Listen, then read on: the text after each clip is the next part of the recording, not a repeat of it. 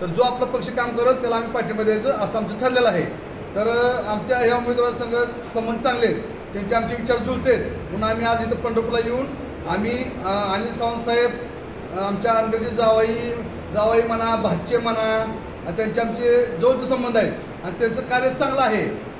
मंगळवेढा मतदारसंघ म्हणा किंवा पंढरपूर मतदारसंघ म्हणा किंवा म्हाडा उस्मानाबाद जिल्ह्यात त्यांचं कार्य चांगलं आहे सावंत कंपनीचं।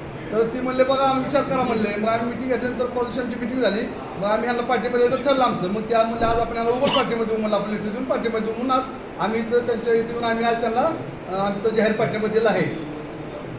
याबाबत आपण काय सांगा? ग्राहक मंचाचे अध्यक्ष मान्य तानाजीराव साहेब यांनी आम्हाला जाहीर पाठिंबा दिला आहे महाविकास आघाडीला आणि अनिलदादा सावंत यांना, त्याबद्दल मी खरंच त्यांचा मनापासून आभारी आहे।